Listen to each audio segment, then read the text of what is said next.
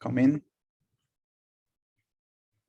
So good morning, everyone. My name is Jorge Moreno. My pronouns are they, them. And just please it in a way that embodies curiosity and attention. If your attention wanders away, just gently bring it back. And if you react to anything we say in the discussion, just pay attention to where in the body you're having that reaction without judging it, but just internalize where that reaction is happening.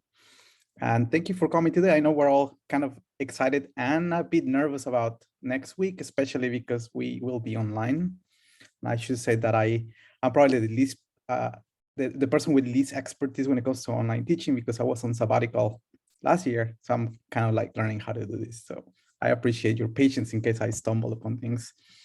So let me tell you a little bit about myself before we talk about this collective pedagogy. So I am I'm a professor of physics and astronomy at Pomona. I've been with Pomona since 2017, but I've been teaching since 1996. I teach astronomy and physics, and I do research in galaxy evolution. I've also done, I was the chair of the Committee on the Status of Minorities in Astronomy. So for a few years, I was the face of astronomers of color in the United States. And I also ran an REU, I guess, an undergraduate research program at Harvard for 3 years that targeted Black and brown students. So that's where I've learned a lot of this stuff. And I guess before talking about the collective pedagogy, I would like to ask you to do the following exercise with me. I want you to look at your hand and focus on your index finger. And with your index finger, try to follow your thumb and try to pay attention to the properties of the thumb. Are there any wrinkles? Do you notice any new hairs? Do you bite your nails? Are your nails long or short? Do you wear nail polish, right? So in a way, you are your index finger, right? Now I want you to flip it, and now I want you to do the same, but now with your thumb. So now your thumb is going to examine your index finger. And now you're the thumb, right? So the question to you is, which one are you? Are you the thumb or are you the index finger? And this is an exercise I do with my students, because sometimes the students, in our culture in capitalism, students are conditioned to think that they are individuals, and this cowboy culture is just me against the world. And often they forget that they are part of a collective, right?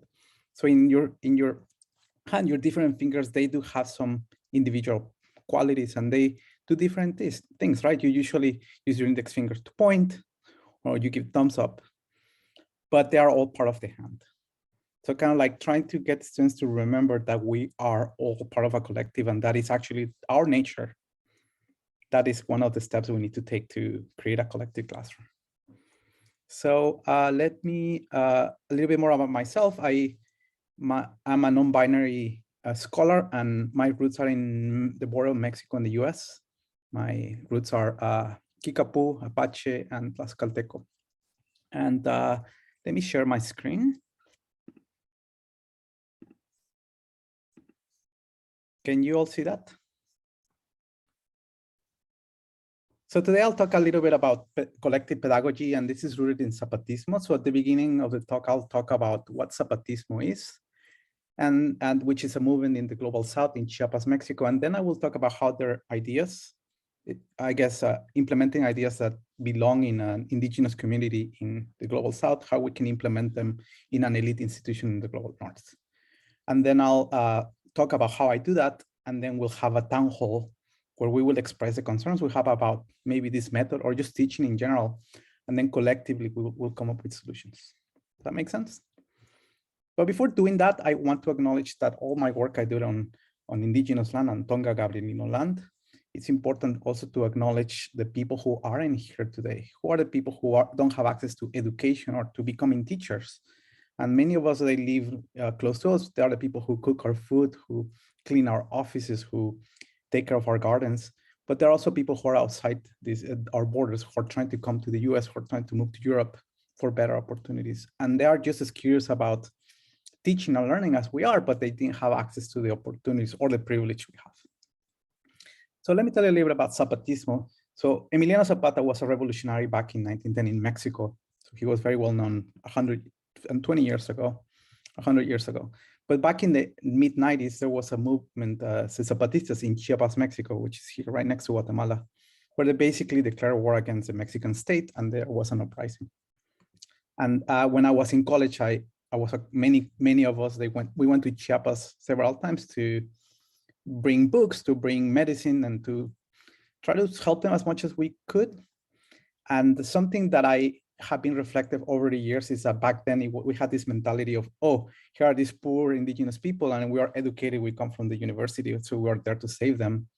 Whereas in reality, it is the indigenous people who have been resisting colonialism for centuries who really have the solutions, and that we should be humble and we should listen to them, right?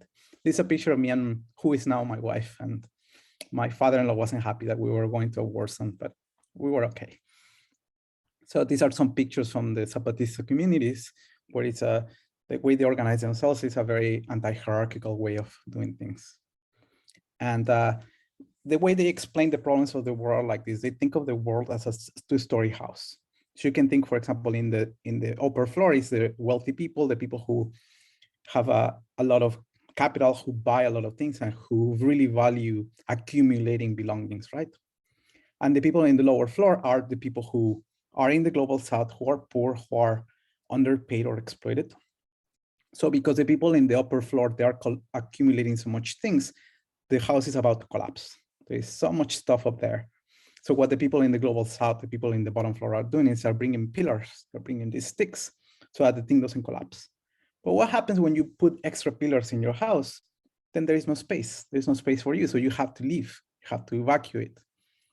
So kind of like, but the real challenge here is if the house collapses, it's not just going to hurt the people in the bottom, but it's going to hurt everyone, right?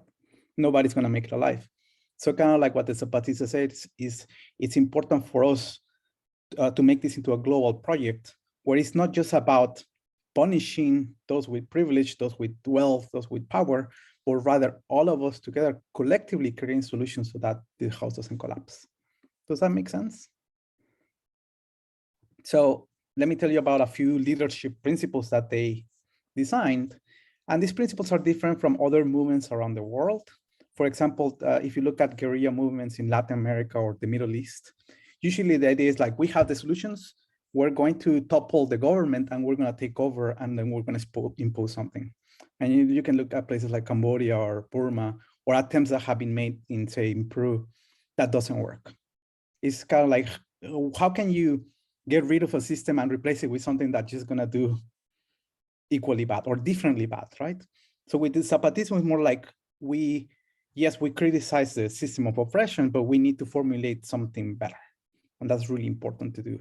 And I find that many of our students, especially students who are versed in activism, they're really good at criticizing and punishing others, but sometimes they don't have the tools to propose something alternative, right?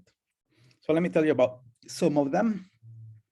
So the first one is a world where many worlds fit, which basically tells you when you create a space, people shouldn't check their identities at the door. For example, when I was a graduate student, I tried to speak like a white person because I wanted to belong, but that was very dehumanizing, right? Or sometimes I try to speak in a very male way because I want to be assertive, even though I don't consider myself a man. And many people, when they come to spaces, they need to dehumanize themselves to be sort of accepted, but in the end, they're not really accepted, right?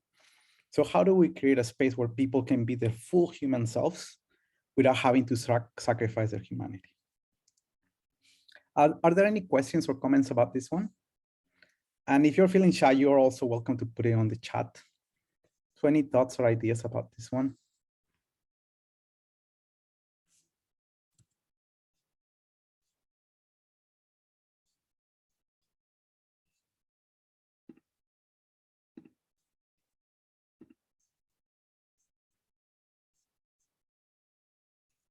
Okay, so if you do, just hold on to that, and then you can bring it back to the conversation. So another one is lead by obeying. So, or we say mandar obedeciendo, which means it's kind of like as a leader, you share the power with the students. The way I see it is students are the experts of being college students in 2022. Yeah, I was a college student in the 90s. I might have some ideas, but they are the ones who really know what's going on. They really know what they need. So it's really important to listen to them, not only listen to them, but actually relinquish that power, which can be very nerve-wracking. And I will tell you some ways in which we can do this. So when I say we try to create an anti-hierarchical space, this is what we mean. It's rather than me imposing my views, I am a member of this collective, and I'm an important one, but I'm not the only one. My contributions are important, but they're not special, or they're not better than the students' contributions. Another one is anti-power against power. And what this means is when we examine systems of oppression, we can formulate ways antidotes. For example, if you look at most classrooms in the US, the students get punished because they are not paying attention, or because they are late, or they submit work late, or things like that. Or maybe they're talking in class, things like that. So we want to think of ways to, by examining how these systems police students, especially students of color, how can we create antidotes to that, right? So any thoughts about this one?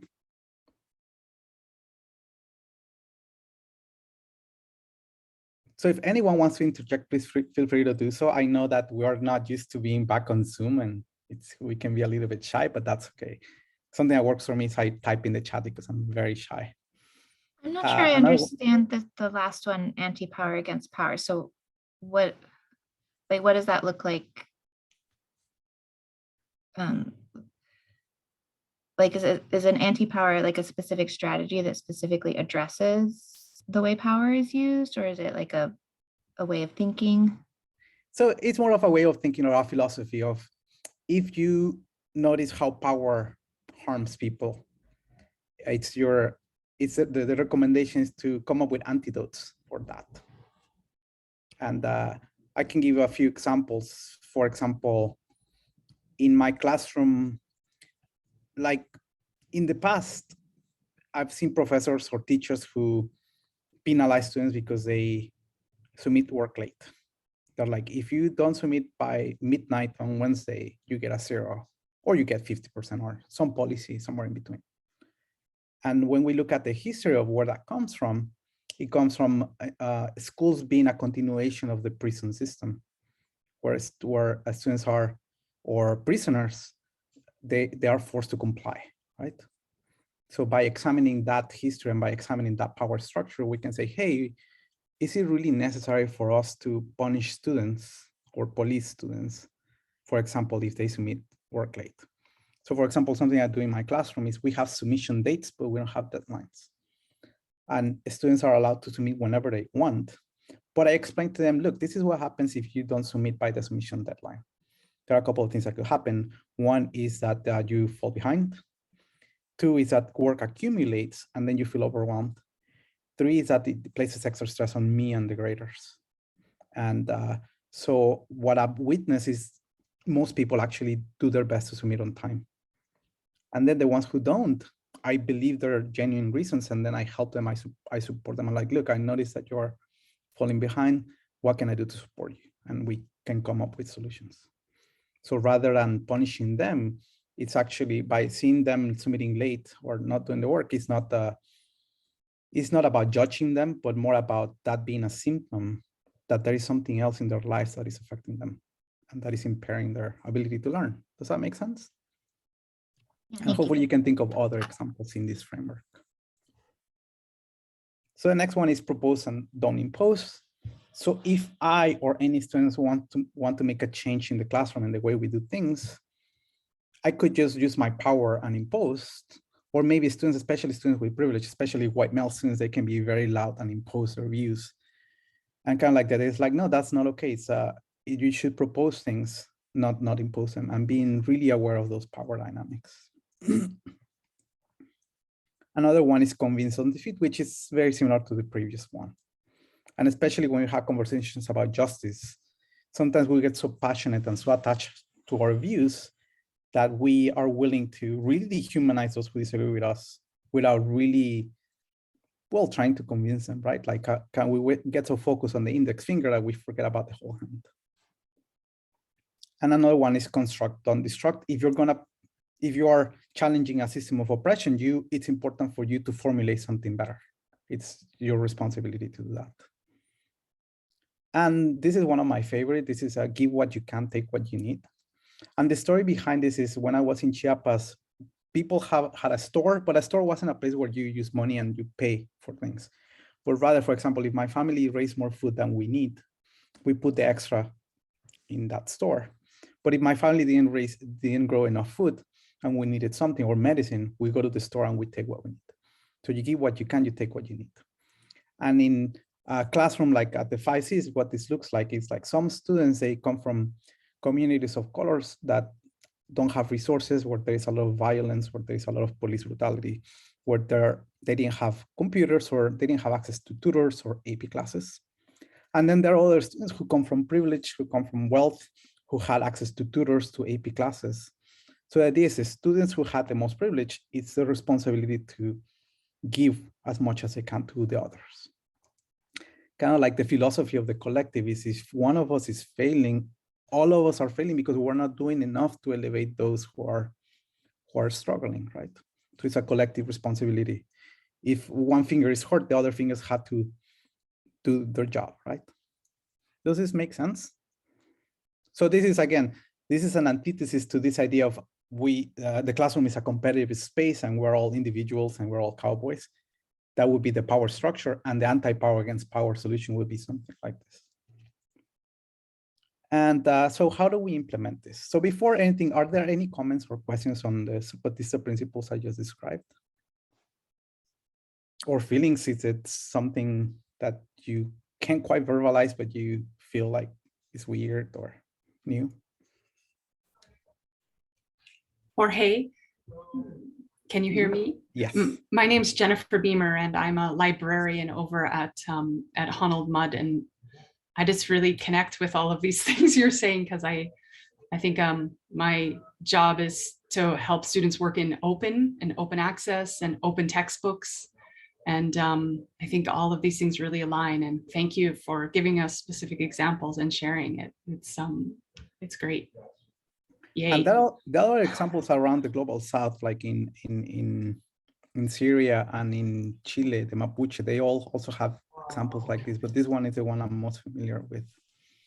Yeah, and I think a lot of the communities I'm involved with are trying to like break down the power structures around publishing, which are intricately connected to the global south and access to information. So yeah, so these are really great. I like that they're very specific examples. Thank you.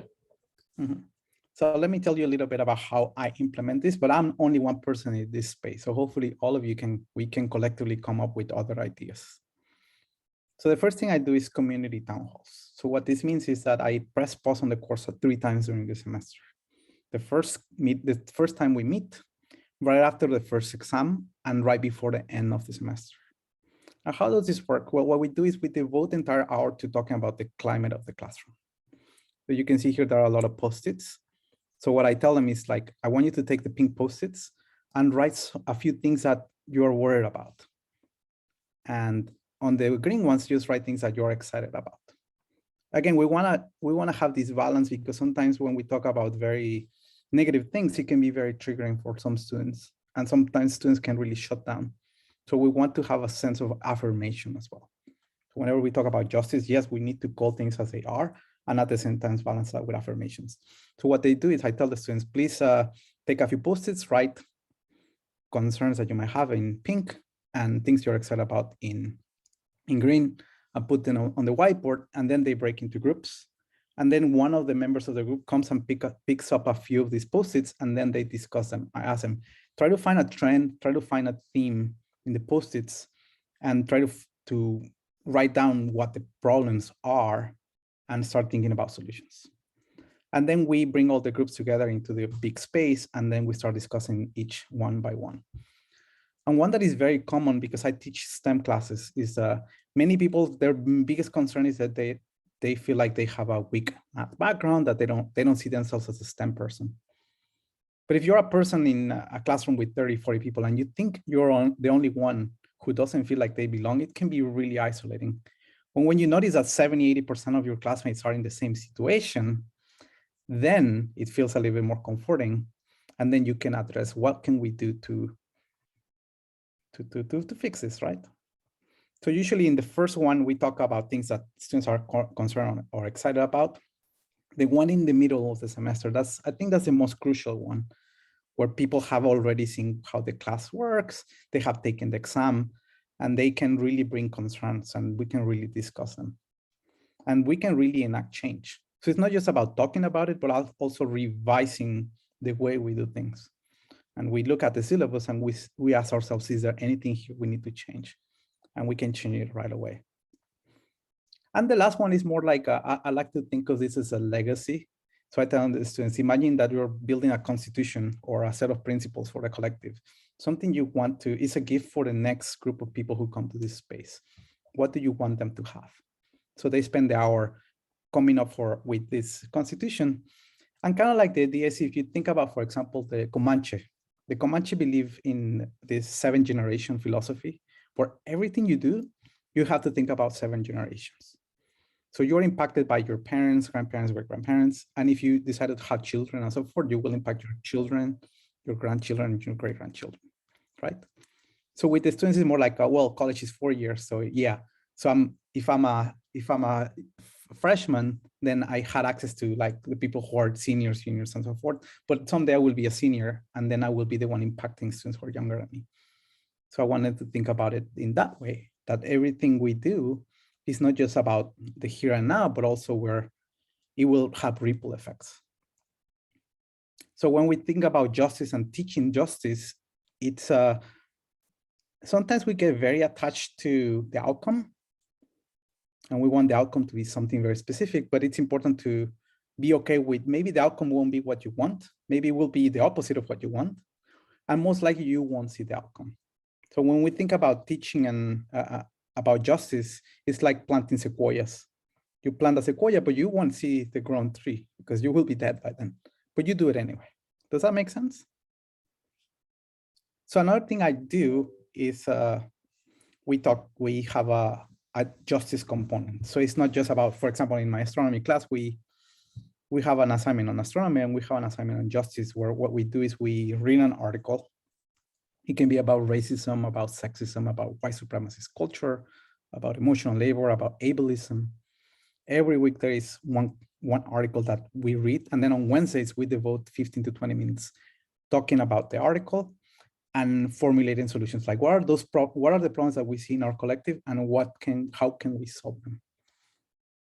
And sometimes I get pushback. People are like, well, like your class is supposed to be about astronomy. Why are you teaching them about justice? It's like you're wasting time, right? There is this capitalistic notion that you need to teach all this much, otherwise they won't be productive members of society or whatever.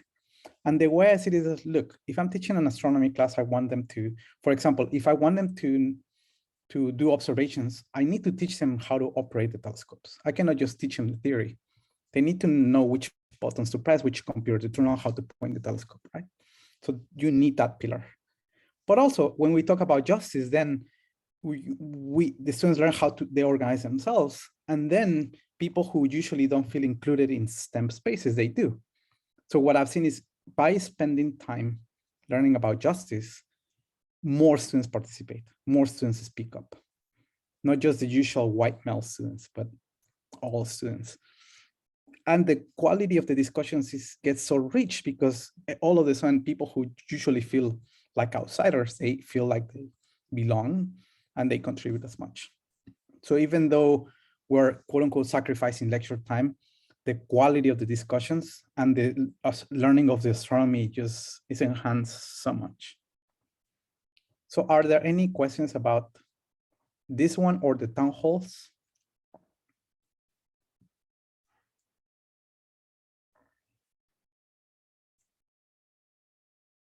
Or comments or ideas?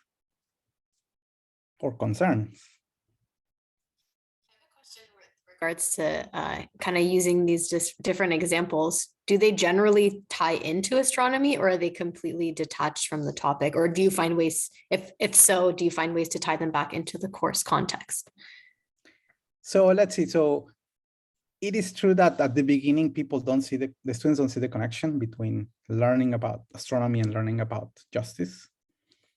And as the semester progresses, something they learn is that actually, at least for astronomy, by looking at the universe, you can actually learn things about the way we organize ourselves.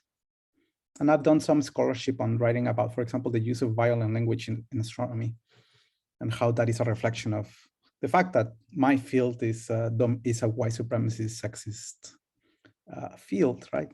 So at the beginning, they see it as separate, but then as we start moving forward, they can see examples from astronomy that teaches us how we organize ourselves. So I'll give you an example. For example, if you look at the Milky Way galaxy, galaxies have satellites, just like Earth has a moon. The Milky Way has these tiny galaxies that are orbiting it. And there are two galaxies called the Magellanic Clouds, and they are interacting with each other, and they're orbiting the Milky Way. So in one of the town halls, there was a conversation about how do we make groups? Should we make groups randomly, or should we let people just choose work with their friends? And it was kind of like there were only like these two solutions. And the problem with making random groups is if, for example, you're one of the few Black women in the classroom, and there is another one, maybe it would be better for you to join that other person, and that could be your support system. It could be what people call a counter space. But if we just impose groups randomly, the chance of that occurring will be low, right? On the other hand, if we say, oh, you're allowed, you should just choose your friends, then you can create cliques, or you can create spaces where, hey, like we're the in-groups and then we have a few outsiders. So we were talking about this, like, which one should we use? And they said, well, there could be a third way. And the solution was like, hey, we're gonna make random groups, but if someone feels like they need some extra support that day, they can ask a friend, and if the friend agrees, then they can stick with the friend. And then students felt like, and actually sometimes like being in a group setting can be very triggering because maybe I'm experiencing depression or anxiety or whatever. So another solution was like, and if you don't feel like participating in a group setting that day, it's okay for you to sit by yourself. And there is like a collective understanding that people who don't participate are lazy, or they don't care, or they're weird, but rather it's like they might be struggling with something and our job is to support them. Does that make sense? So, and the reason I'm talking about making groups is because I'm making a connection with something they witnessed in the astronomy class. Because when the students propose the solution, they say, hey, we could be like the Magellanic Clouds. They are orbiting the Milky Way, but they are with each other, and they're supporting each other, and they're helping each other. So let's talk about the next thing I do, which is an accountability system. Accountability is really important for creating an inclusive space, a space like this. So I mean, we all know student evaluations at the end of the semester, right? And sometimes people do surveys like once a semester, which is something I used to do. But now I do like every 2 or 3 weeks, I ask the students for input. So they send anonymous, there's an anonymous survey, and I'm actually not the one who conducts this, but rather I hire a TA who usually I talk to my friends who are in Chicanx studies or African studies, if they know students who know about these topics. And what they do is they set up a Qualtrics form, they collect the anonymous comments from the students, and then they create a report. And then they share the report with all of us. And the questions are like, for example, like what is Profe Moreno doing well, or how can they improve? But it could also be like, what is the collective doing well, or how can we improve? And also like, what am I as a member of this collective doing well, and how can I improve? And this is a really powerful tool, especially when it comes to the town halls, because they have a couple of these documents, 2 or 3 of them already in place. And well, just as you have like graders or you have mentors, you can hire an extra TA to do this kind of work. So, and sometimes it's been really uncomfortable, like reading the report and saying like, hey, like maybe I shouldn't have done that, or maybe I should be more thoughtful when I do this.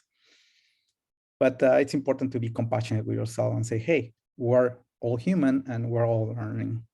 So this has been very powerful. Now you can do that kind of introspection by yourself, but when you have 40 people helping you create this space, like, or 30 people or 20 people, it's the more minds, the better, right? Does that make sense? Are there any comments or questions about this? I really like that you have someone else to, I mean, I know one of the things about surveys, right, is that don't give them if you're not going to use the results. One thing, don't ask students for feedback and then do nothing with it. But I also like that this way they know that not you, somebody else has looked at it and put it together and you haven't filtered out something or you're not missing something. So I like the way that really takes away the power again. And you're just like the students, you're just getting the report. So I think that's a really interesting piece that I'd like to adopt. I think that's really cool. And it's important that that student is not someone you hold power over. So someone who is very independent from you.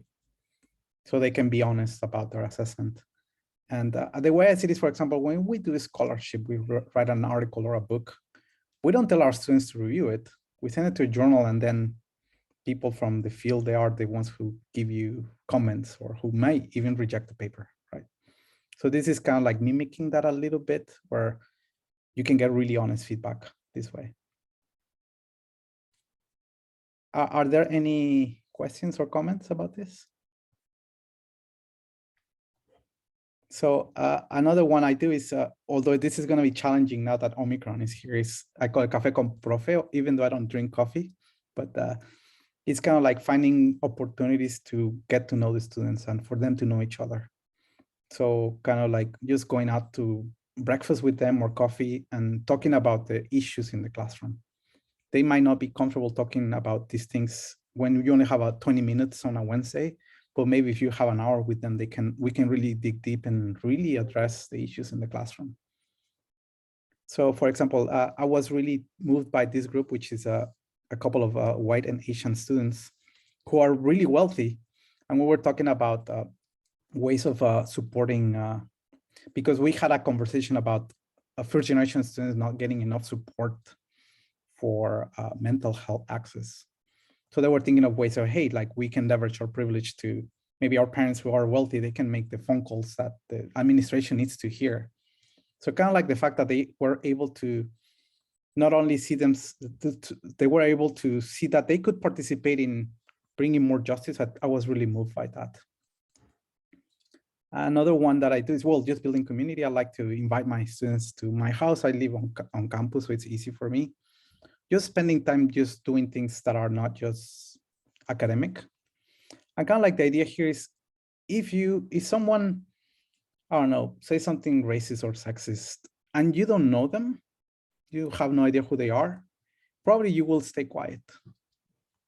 But if someone you interact with, someone who you know their name, you know them, then it's easier for you to establish that communication and hold them accountable.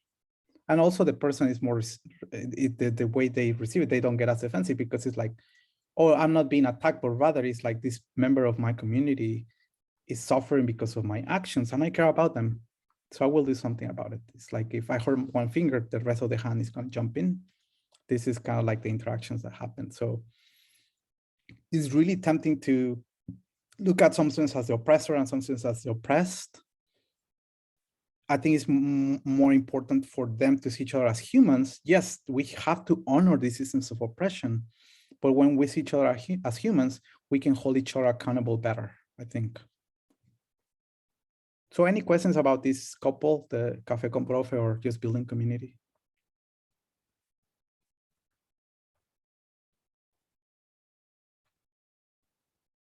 And I don't know about the other campuses, but Pomona has a lot of funds for doing these kinds of activities where you can just have students over and Pomona can pay.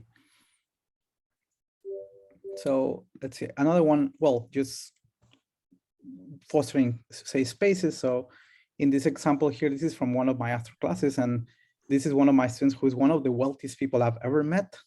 Her father created Google Drive, and she would be the first one to come to mentor sessions and the last one to leave. And I asked her, hey, why do you do this? And she said, well, because if one of us is failing, all of us are failing. So as someone who comes from, I grew up in poverty, I'm a queer person of color, for me, it's really easy to demonize those who have privilege and power. And yes, we need to hold them accountable. But when I choose to see all of my students as sacred, then they can really surprise me. And you can see that they really do show up.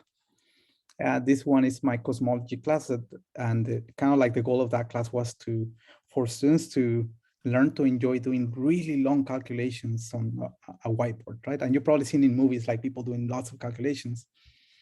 But the thing is, like, if you open a textbook and everyone is a European white man, it's really hard for you to see yourself doing that. And when your teachers dismiss you, and when your teachers don't ignore you when you raise your hand, or when you don't see yourself represented, it can be really harmful. So kind of like the goal of that class is, this is a space for you to heal. This is a space for you to really internalize that it is your right to be able to enjoy doing long physics calculations. And to me, it's like doing calculations is like dancing salsa or like flying in the clouds. It really feels like that. It's really, really nice. And it's my right to have access to that. And I want my students to do that. And the last one is something we do is we have this decolonizing symposia, and where the students work on a project during the semester, and then they create a poster about either contributions to astronomy by marginalized people or groups, or also maybe thinking about ways to decolonize teaching. And I've been doing this with Janice Hutchins in physics, but we have been expanding to including now biology and math. And then we're welcome to have more voices, and kind of like the idea is for them to work in something throughout the semester, and then they get to share with the entire community. And I'll be honest, sometimes I had some bad reception from like right-wing groups, but I'm okay with that, like Claremont Independent and other things, but that's okay. It's a price to pay. So are there any questions about this? I just wanted to say thank you for this. I've gone to it once and it was the most amazing, affirming thing I've ever been to. And I also think that if the Claremont Independent attacks you, it's a badge of honor. Yeah. They tried to get me fired before I had tenure, and it was scary, but it was also like, I can own that. That's a good thing. And I'm just looking at the chat. There are a couple of comments like, yes, like Paolo Frere's, and which I highly recommend it to read. And also Bell Hooks has a lot of, I would say, more up-to-date versions of what Paolo has written, but I really recommend them. And thank you, Sarah, for sharing the community building activities. So, I'll also add the CTL is doing a book club that's reading Bell Hooks's, I think it's Pedagogy of Community, Teaching for Community. yeah, right? she has like 3 or 4 books. Yeah. They are in. It's not Teaching to Transgress, it's another one, but we are reading some Bell Hooks this semester if anyone wants to get together and talk about it with us. Mm-hmm. So let's see. So I guess the next thing I want to do, I guess before any other comments or questions.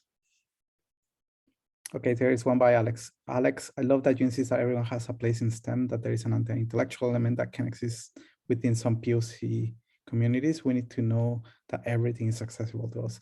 So Alex, if you feel comfortable, would you be willing to, I guess, follow up a little bit on the anti-intellectual element in POC communities? What do you mean by that? Oh, I grew up in a fairly lower class environment as well. And just in the Hispanic community I grew up in, not from everybody, but there's elements in the community I grew up in particular, where if you were going to pursue, say, astronomy, you get this sort of pushback, like, what do you think you're aspiring to? You don't, like, it's not something like we do, kind of thing. Mm-hmm. And so I've always taken offense to that kind of internal pushback too. Like, we can do more. It's not exclusive to any ethnic group, to any identity, to anything. If you want to be involved in the field, pursue it. Mm-hmm. I would push back a little bit on that, because there is an element of kind of like blaming the victim. Like, you think about our communities. Like, I grew up in Nezahualcóyotl, in a really poor part of Mexico, and people are inherently curious. But if you're worried about paying the bills or not getting killed, like me, every morning when I went to university, I didn't know if I was going to come back. It's harder to be curious, right?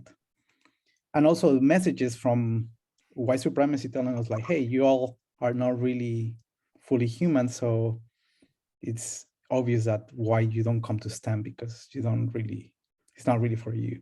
So it's really important to also interrogate that internalized racism. If you pay attention to your uncle, your cousins, your abuelitas, if they have resources, they will be just as curious as anyone else. Does that make sense? It does, and I agree. I guess my only point was being, I think it is still important to have that internal and external reinforcement that is a place where you belong, if that's something that inspires you. And there is, agree with his comments about pushback and internals. Okay, thank you. Thank you. Also, like kind of on the other side of that, I think it's the decolonizing aspect that you bring demonstrates to people that science isn't all bad, right? I mean, I think sometimes as a chemist, sometimes there are other fields who look and say, well, science is so white supremacist that why would anyone want to participate in this? And I think acknowledging that it is a white supremacist field, but acknowledging that as we bring in more voices and as we support people to do science, we're going to have better science, right? It's not going to get better if we only leave white men to do it. It's only going to get better if we all work towards that. And so I like that piece too, because I don't think all students should have to do activism to be a scientist. I think they should be able to do whatever they're interested in. But I also think that just because you do science doesn't mean that you've given up your activism. I'm probably not making this clear, but I've had students who really had that internal struggle of, well, you know, if I major in this, then I have given up. And I've had students who are going to medical school who've heard this thing where like you're giving into your community by doing that thing, which is so bad. You're part of the medical industrial complex. And I'm always trying to tell my students, like, you love this field. If you love this field, do this field. There's going to be easy parts and hard parts, but if you're passionate about it, we need you here, right? And so I like that. I like seeing more and more scientists thinking about how do we decolonize the field so everyone can be a part of it, everyone can feel welcome, and we can change the field. Right? It doesn't have, I mean, even the questions that are asked are so much better now than they were when I was a graduate student 10 million years ago, right? I mean, I've been here for 25 years or something, so my education was very different. I agree with you partly, but something where I would push back is this notion of we are the ones who own the field, and then we can bring the external people, right? And it's like as a person of indigenous ancestry, it's not like I need to go and be accepted by the field, but rather it's like my people and I, we've been doing astronomy for millennia. But rather it's like, it's. I'm sorry if that's how it, yeah, I'm sorry if that's how it felt. I mean, I agree. What I mean is everybody can do science who wants to do science. And if they're passionate, they do great science. And that it is a human right. Yeah. It is just like dancing or cooking. It's a human right. Right. Are there any other thoughts or comments?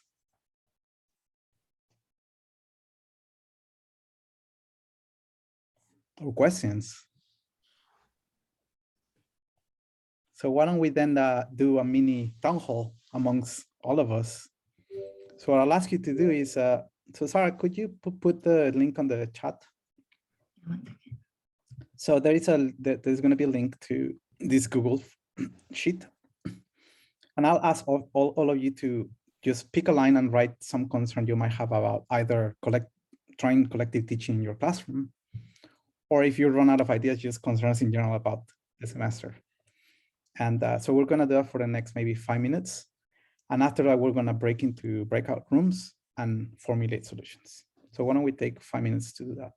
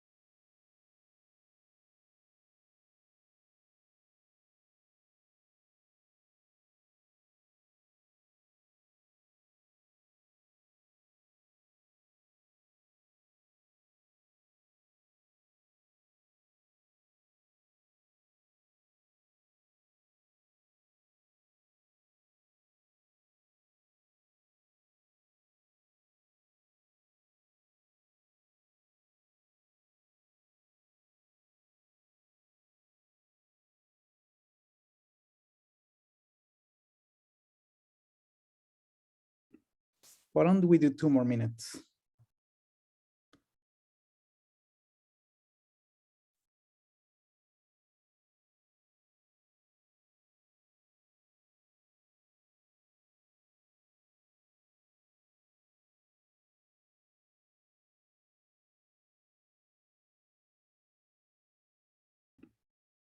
Do you need more time?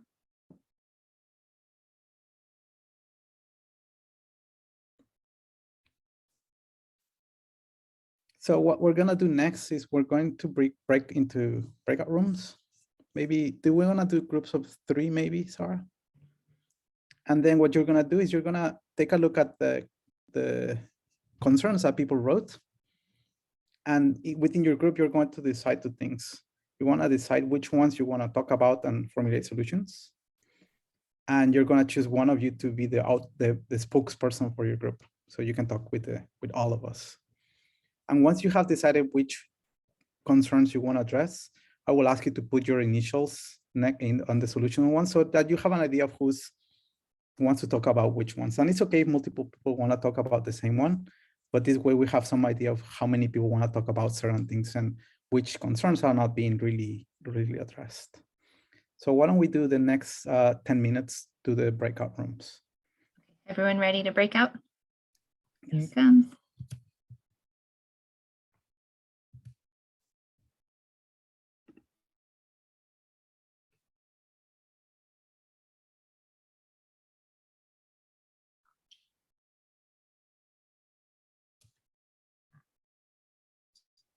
Sarah?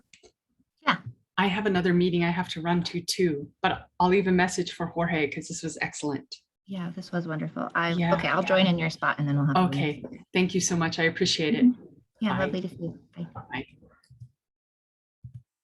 And I've found a lot of the resources really helpful with my course preparation. Oh, great. That's excellent. Hi, Sarah. Hello. How did you and I manage to be in a room? Well, we were with someone who had to, you two were with someone who had to leave, so I'm coming in, so you're not a lonely room of 2. Got it. Well, thank you for that. So any ideas where to start? Are there any concerns that's like sing to our heart song?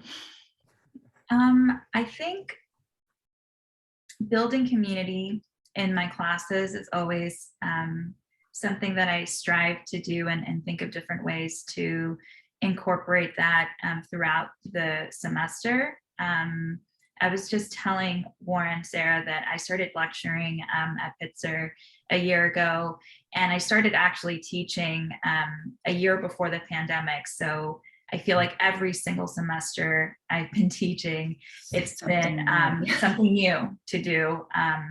And so I'm kind of up for the challenge to always think of like different and creative ways to forge community, but sometimes that's really overwhelming to do when, you know, we're pivoting right now from Zoom to in person in a few weeks, and thinking of how to recreate that class meeting.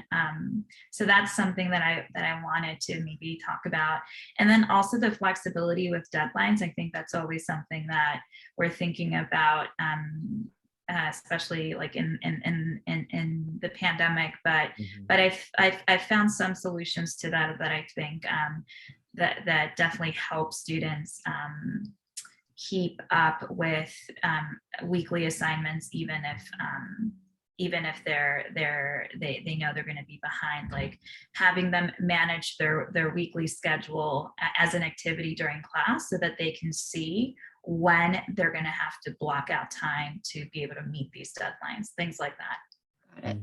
So maybe we should put our initials in flexibility with deadline spot and propose a solution there. That's a concern number 2. Does that seem okay to you guys? Sure. Yeah, I'm we could do. trying to propose, not suppose, but I'm a really impose, Okay. but I'm Yeah. naturally an imposer, I think. No, I think it's good to number 2 or number 6, right? Because but you know, Chris, I feel like a lot of people are worried about building community as we pivot back to online. So maybe looking at number 2 could actually be a little bit more focused for us. I see someone is already in there with us, but Oh, that was me. okay, great. Oh, sorry. Yeah, I see Yeah. now. Cool. Yeah, maybe you could put in what you just said about like working on like making time for them to look at their schedules. Okay. Is this something that we're writing into the Google Doc now, or that we're sharing when we get back together? Oh, good question. I'm not sure. I think writing in the Google Doc. Okay. No, I think, sorry, I'm going to disagree. Oh, okay. Do it. I'm not sure. I thought the idea was to put our initials in and the topic that we would then be asking our spokesperson to address when we return Got it. Okay. to the community. That makes sense. I think I missed a minute when I was making the Yeah. rules. Kristen, do you want to maybe take that on as our spokesperson? Sure. Yes. Yeah, that'd be great. I'll definitely bring that up when we get Yeah. back together. Yeah, I find that for me, when I've always been really flexible, but the pandemic has made me realize that that I don't actually, I mean, I don't need to impose, I don't actually need deadlines anymore. I mean, I set a rough deadline and then the students, I say like, do your best to turn it in. I mean, the weird thing is that like the more flexible I've become, the more they actually turn the stuff in on the deadline. Like it's been this strange paradox. I'm like, here's the deadline. I understand people are busy and the pandemic is messing everything up. So, I'm just going to encourage you to do your best to get it in around this date, right? And if you need some extra time, feel free to email me. And it's been strange, but actually I feel like I've gotten more papers on time than I ever have before, which is not my intent. I mean, I was really just trying to be flexible, but it's been a weird thing. So I don't know if I would propose that as a solution. I just wanted to throw that out there as something odd that I've noticed.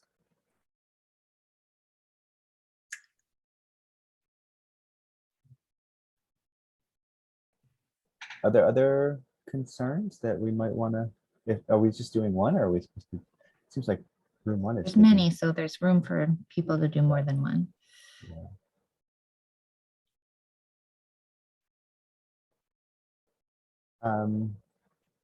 Well, I mean, I guess if there's time, we could also try to talk about building community. Yeah. Does anyone have any solutions for building community in our activity time? I don't know if I have a solution. I just tend to in a very lazy way, tend to outsource things. And so I just asked my students, what are some things that we could try to kind of build community? This is especially during online Zoom University. And they had some great ideas. They really had some cool things. And so one thing that we did that was a student suggestion was we had a postcard exchange. Oh, cute. A postcard chain, right? And it was like, we set it up so that one student started and they just mailed a postcard to the next student with, I can't remember what it was. I think it was actually something like what I'm optimistic about, because everybody was feeling so depressed. It was like, here's something here's what the future is going to look like, in a positive way. And so they just basically like, here's what I wish for, right? Here's what I hope to happen. And then they just jotted that down, and then we had just a list of addresses, and they did that all semester long, and we got through the whole cycle by the end of the semester. And it was pretty delightful, because when they received their postcard, they would bring it. I mean, they would show it. And then I put together a Padlet where they uploaded images. And so we had like an archive of those postcards. And that was all some students' suggestion. So maybe the solution is to ask the students. That's a great which is solution. always my Okay. solution. Yeah. Can we put your initials in the number 6 spot, and you can talk about Sure, I'd be happy to. Yeah, if there's, I thought we were done at 11:30 though. I thought it was 11:45. Oh, is that? Oh, you're right, because it started Okay. at 10:30. Yeah, my bad. All right, okay. Yeah, if there's time, I'm happy to talk about that. And if others have thoughts too. I mean, Christian, if you have thoughts, you please feel free to jump in. Yeah.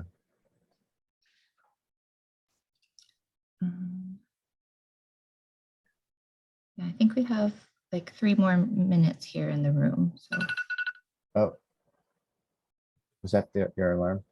yeah, that was me reminding. I told Jorge I'd remind them when we have Okay. 15 minutes.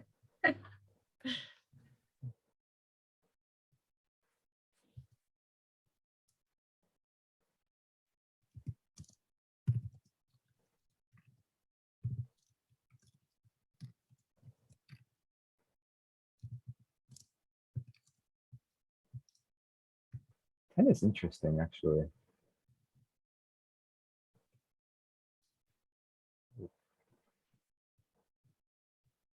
What is?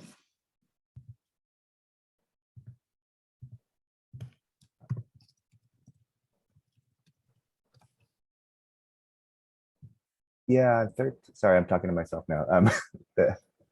I definitely 13 is always a constant concern for me too, even though I don't have any solutions. I hope somebody can talk about that. The balance between what you feel like the students need to know by the end of the semester versus giving time for exploration and kind of flexibility and of course self-determination, right? This idea of kind of building collectivity and collective knowledge. I'm always like, yes, let's do that, but also read this book. Like you must know, like it's a constant concern. I don't know if I have any solutions, but it's definitely something I always think about.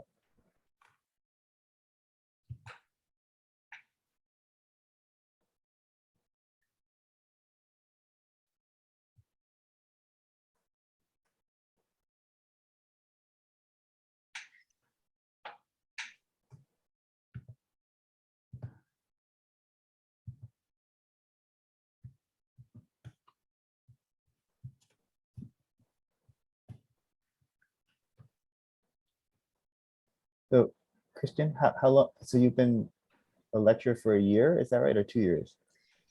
This is my second year. So I started in the spring, last spring. So I guess it's been just 2 semesters. This is the 3rd semester. And I teach in political studies, and that's kind of where I got started. I also graduated from Pitzer. Oh, wow, okay. So it was really nice to be offered to teach these courses and then to actually come to campus in the fall and be able to do it in person. So I think a lot about this also as my time as a student and you know, coming from like a very big school district in high school and kind of the insecurities that I had as a student in a very small campus with very small classes. And I think the responsibility that I felt that weighed heavy on me as a student was feeling comfortable with discussion in class when I kind of came from not having that experience at all growing up. So I think about like when students are shy and when they participate very little, you know, how do I think of creative ways to make sure that they're participating in a different way, but also that they don't feel that kind of guilt of not contributing to the discussion all the time. So it was really nice to kind of hear some of the suggestions that others have made about that. Are your classes pretty large? They have been because we've had just a shortage of course offerings in the department. So I've had a lot of student, and I still have, I mean, I'm sure a lot of faculty still have a list of perms that they're considering right now. But yeah, they've been, I think, larger than what I remember as a student. I think around 25 students. Yeah, 25 is that's a lot, especially for and do you find that are they mostly discussion based, or are you doing lecture discussion? I'm lecturing more than I think I planned to. I expected more discussion based class meetings, but I've been more on the side of lecturing. Yeah, I myself find that I can't really manage discussion with the class that's greater than 20, more than 20. Yeah. Like I feel like 20 is the max for me. And then, yeah, it's really hard. Mhm. Yeah. Hi there. Hi, Sarah. I guess we have about a minute. Yeah, okay, I'll close the room in 45 seconds. We're just talking. Oh, I'm leaving. I'm leaving. Oh, here We'll they talk. come. 60 seconds, 1 minute. I'll use the bathroom and I'll be right back. Okay, I'll see you in a minute. I'll see you all back in the main room. Cool.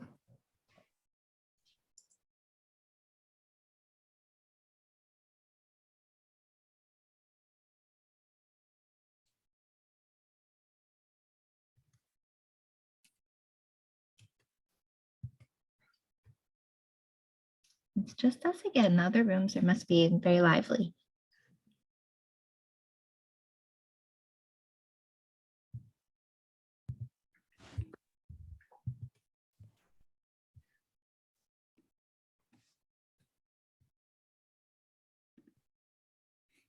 We have about 9 minutes left, right?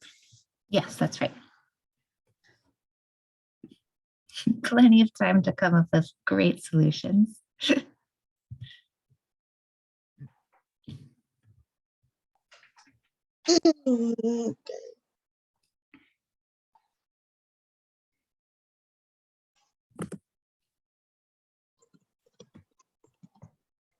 I think we're mostly all back. Some people had to leave early to make other meetings. That's okay. So thank you. I hope you have fun with that. Can you see my screen? So I participated in some of these, like number 2 and number 6. Would it be okay for us to talk about number 8, for example? That really caught my attention. I struggle with students taking advantage of my collective model and not putting 100% in the end. So I would like to invite, especially from folks from room number 1, what comments you have or what solutions you have. So for this one, I don't know that we came up with a hard and fast solution to it. It's more we kind of just commiserate on it being an issue we've all kind of confronted and seen. Hence the starting with the question at the very beginning. Yeah, I don't know that we've all kind of seen situations where not necessarily on the part of the majority of students, but you'll always just have that kind of element where students interpret, oh, it's group work or it's a collective work, it's easy. And I can kind of, blow off a certain portion of it and just kind of, use it to not put in their best, pose an opportunity to put in their best. Mm-hmm. Any thoughts about that? I guess I can challenge the premise of the concern. Is it that students are really lazy, inherently not want to do 100%, and that's why they don't do it? No, so what we had, one of the examples that was brought up was, so for example, one of us had a student who would just say, oh, well, I have a 10-page, 15-page paper due to another class. Can I put off, your assignment, this group assignment that we have due? Have like deprioritizing, and not just in appearance, but in like stated interest, the interest or the involvement in the collective assignment is less. Mm-hmm. That kind of being an issue. Mm-hmm. And I wonder if maybe the other course has higher stakes than your course. How do you feel about that? That maybe they getting a C in your class, but might not make a huge difference, but they passing, I don't know, chemistry might be the difference between going to grad school or not. How do you feel about that? I know for myself personally, what I would have an issue with is that while it may be higher stakes for them, it's not higher stakes for everyone who they're working with. Mm-hmm. So for me personally, when I haven't put in group assignments and I'm behind on one or the other, I'll typically ask for an extension first for the solo assignment, then I move to the group assignment. Because I know that I'm not the only one who's great as writing on the result. Mm-hmm. Or grade, or whatever the evaluation happens to be, even if it's not a hard and fast grade. And so that's where, me personally, I would have a hard time with that response to it. So my experience has been, when it comes to group work, is that the students hold themselves accountable. And if there is someone who that particular week it's a hard week for them, usually what they do is they come up with a compromise. It's like, hey, maybe you won't do as much this time around, but then you commit to for the next week, or you don't have that other, say, chemistry assignment, you will do more of this share. And kind of accepting that, well, since they have your class is not the only thing in their lives, but also that they are members of a collective, and it's not just about their interaction with the learning, but also their commitment to supporting those in the collective. Does that make sense? Somewhat. Could you go to that further? Yeah, so like just holding yourself accountable to not just doing the work, but also that what you contribute to the collective can really elevate others who maybe don't have the same access that you do. So if I'm just thinking individualistically about myself, hey, it's me and I need to do this chemistry assignment rather than focusing on astronomy.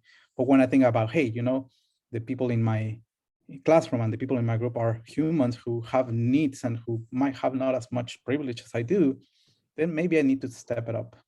I feel like I've had some success with emphasizing that like your group work creates the classroom environment. So I used to teach in the HSA department at Harvey Mudd. And so I had a lot of like engineering students who were taking my class for fun. And it was a lot of what you talked about, Jorge, of like, there's much more stakes in their other class. And this class is like a fun place for them to learn about psychology. I have them, like the first week, they read an article called Laziness is a Myth, where sometimes what we, I guess, interpret as laziness, it could be a ton of other things, especially mental health or lack of access or trauma. And to me, it's like, if a student comes, even if they don't participate, even if they don't do the work, the fact that they are showing up, for me, that's enough. And I have students who maybe they are really struggling with anxiety and depression, but I tell them, just come to class. Even if you're gonna be studying for economics, come to class. Because their presence, just being there, is a huge step. Without me making assumptions of why they're doing that. They are adults in the end. And I guess I even have students who are not even taking the class anymore, who took the class 2-3 years ago. They keep coming to class because it is a space where they feel welcome. And I guess this is a little bit connected. I guess we have 3 or 4 minutes. It's connected to another one that caught my attention, which was, there are actually a couple of them. But like, for example, number 12, it says, sometimes I feel like I'm abdicating my duty and responsibility as professor when I have students do so much work to create norms, brainstorm solutions, or generate class content. So does anyone have any comments on this one? Or Yeah, this was my thought, because it's literally my job to create like a good classroom environment where learning happens. And they have other responsibilities. And I have mostly this one when I'm teaching a class. And so I don't know, I struggle with like, am I asking them to do 2 halves of the whole where I'm supposed to do the other half? Mm-hmm. So But I guess that's, if you go back to like the Zapatista principles, it's like you propose, you don't impose, right? So you can propose, hey, how about we do this and you do this part, and then in a town hall they can have a conversation of how much they feel comfortable doing, right? And I noticed that every semester things are different. Sometimes the students want to do a lot. Sometimes the students want to let go a lot and have me make the decisions for them, and that is okay. And kind of like by having those town hall conversations, you can calibrate more or less how the power is shared and how the responsibilities are shared. I think it's important to, like, when we think about collective learning, it's important to remember that we're also members of that collective. That yes, we need to take care of our students, but also it's okay if they take care of us. I had one of the conversations we had recently was about emotional labor, and some of the students said, like, look, Profe Moreno is doing too much work. We're not respecting their boundaries. What can we do to support them? Like things from erasing the whiteboard to creating study guides by themselves to organizing study groups. And it's like, you will be surprised, our students, like they have so much heart that and they're so creative. So that's all I want to say about that. So we're out of time, but thank you so much for joining today. And if you want to keep talking about this, just shoot me an email. I'm happy to grab coffee or tea with you. And thank you for making time for this. And thank you for your contributions to the solutions. Thank you. Thanks, everyone. See you later in the day. Bye.